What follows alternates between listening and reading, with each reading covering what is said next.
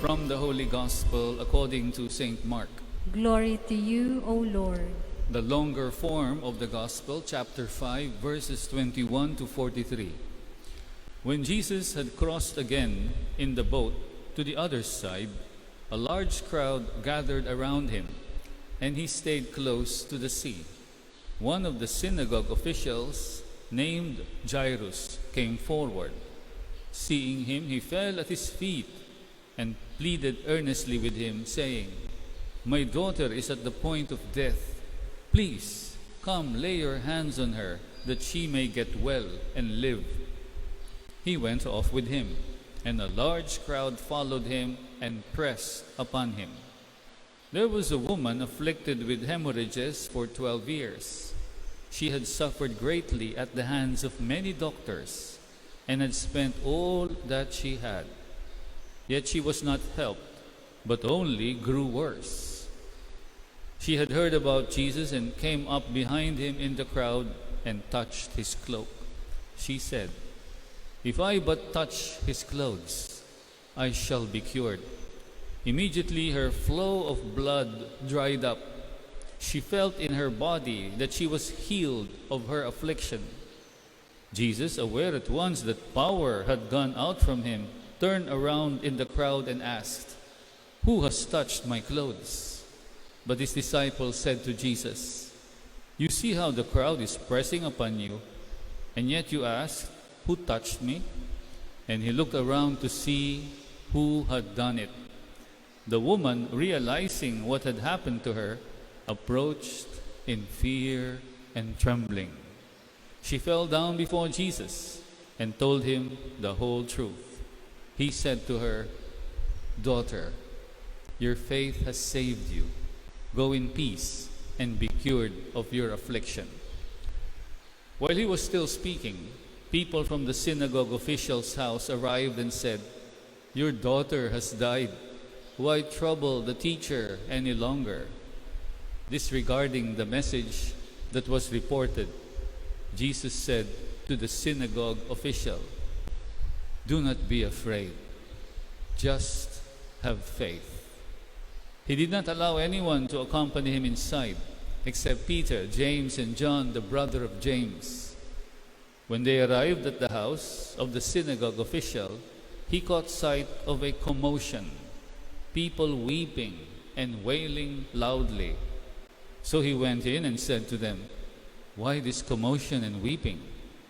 The child is not dead, but asleep." And they ridiculed him. Then he put them all out. He took along the child's father and mother and those who were with him and entered the room where the child was. He took the child by the hand and said to her, "Talita kum," which means, "Little girl, I say to you, arise." The girl, a child of 12, arose immediately and walked around. At that they were utterly astounded. He gave strict orders that no one should know this, and said that she should be given something to eat. The Gospel of the Lord. Praise to you, Lord Jesus Christ. Magandang umaga sa inyong lahat. Noong nakaraang linggo, naranasan natin ang tugon ni Jesus sa nagagalit na dagat. Tugon ni Jesus sa takot at pangangamba ng mga disipulo na lulubog ang kanilang bangka. Ano ang naging tugon ni Jesus? Kalma lang. Subalit, alam naman natin na tayong lahat ay paminsan-minsan dumadaan ng mga unos at mga bagyo sa buhay. Lalong-lalo na kapag ito ay isang sakit na grabe, karamdaman, o kaya ay kamatayan, lalong-lalo na sa mga mahal natin sa buhay. Lalong-lalo na ngayon sa panahon ng pandemya, nandyan pa rin ang takot at pangangamba. Ano ang magiging tugon ni Jesus? Tignan natin ang Ebanghelyo. May isang synagogue official na nagmakaawa, napuntahan ang kanyang anak na babae, naghihingalo. Tumugon naman si Jesus. Subalit papunta doon sa bahay ng synagogue official, may isang babaeng dinudugo ng 12 taon. Ano kaya itsura niya? Siguro namumutla, dehydrated, nanghihina. Wala pang Gatorade nung araw. Wala pang bottled water. Pero kahit na sa ganitong sitwasyon, hindi naging hadlang yung dami ng tao. Siniksik niya yung kanyang sarili kahit medyo mahina yung kanyang nararamdaman. Dahil desperado siya. Merong susi sa puso niya. May pananampalataya siya na mahawakan ko lang yung damit ni Jesus, gagaling na ako. Pero yung pangalawang balakid para malapitan niya si Jesus ay yung umiiral na alituntunin at batas. The law establishes that she who has blood loss is not admitted to the feasts and the community meetings, and that she be avoided by all as if she were a leper.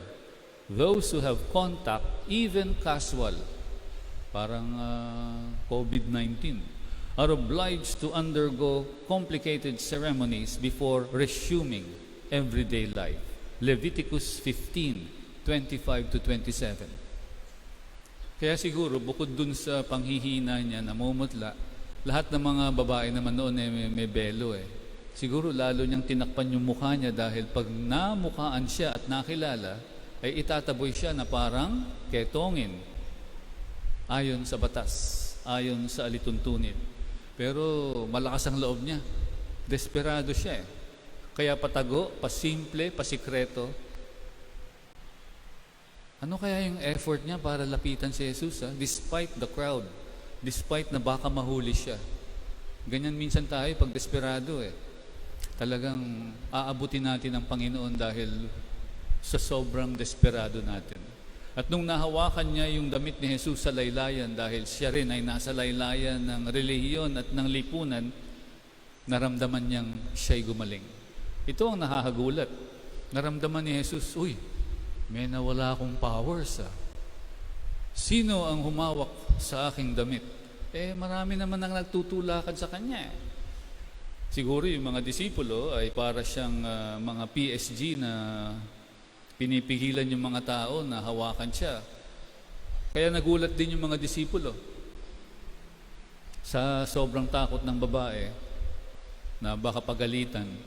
Bawiin yung pagpapagaling kasi siya ay marumi, parang ketongin. Baka pahiyain siya ng Panginoon, umamin siya. And look at this beautiful reaction of Jesus. Daughter, your faith has saved you. Go in peace and be cured of your affliction. Hindi na babalik yung sakit mo. At bukod doon, binigyan pa siya ng isang handog. The gift of faith and salvation. Parang katumbas ito ng kasama ni Jesus nung pinako na magnanakaw, na humingi ng tawad. Amen, amen, I say to you, this day you will be with me in paradise. Parang katumbas din ito. Your faith has saved you. Ligtas na siya dahil sa kanyang pananampalataya. Ano kaya ang reaction ng synagogue official? Nagmamadali sila Agaw buhay yung kanyang anak na babae. Siguro naiinis na siya. Makikita nyo siguro yung facial reaction ng synagogue official. Sino ba itong babaeng asungot na ito? Sumingit. Yung iba sa atin, pag pumipila sa bakuna, di ba, pag may sumisingit, gusto natin batuhin. Ito, agaw buhay yung kanyang anak na babae. At tama yung kutob niya. May dumating na mga tao na nagsasabing, patay na yung anak mo. Huwag mo nang papuntahin si Jesus. But Jesus said, do not be afraid. Just have faith. At alam natin ang nangyari. The girl, 12 years old, was resuscitated. Nabuhay na muli. My dear brothers and sisters, yan po ang ninanais ng Diyos para sa atin. Buhay na ganap, kagalingan, paghihilom. Sinabi nga sa ating paunang salita at sa unang pagbasa, God did not make death, nor does He rejoice in the destruction of the living. Last year, may nag-comment sa Facebook at comment ko na lang kay Jessa ulit yung aking comment dahil may isang ina na nakarinig ng isang homily ko na nabanggit ko. Ang kamatayan at sakit ay dumating sa daigdig dahil sa kasalanan. Ang reaction niya, sa wikang Ingles, translate ko na lang, Father, hindi ko yata matanggap yung sinabi niyo. Dahil yung anak kong teenager, hindi ko na maalala yung details, baka mali-mali na. May cancer siya. Mabait siyang bata. Hindi naman siya makasalanan. Kinlarify ko. Death and sickness entered the world because of sin. The sin of humanity. Hindi personal sin. Hindi po bengatibo ang Diyos na porket ikaw ay tiwali. Lahat ng mga tiwali, cancer ang sakit nyo. Hindi siya ganun. Ang ninanais nga niya ay buhay na walang hanggan at kagalingan at paghihilom.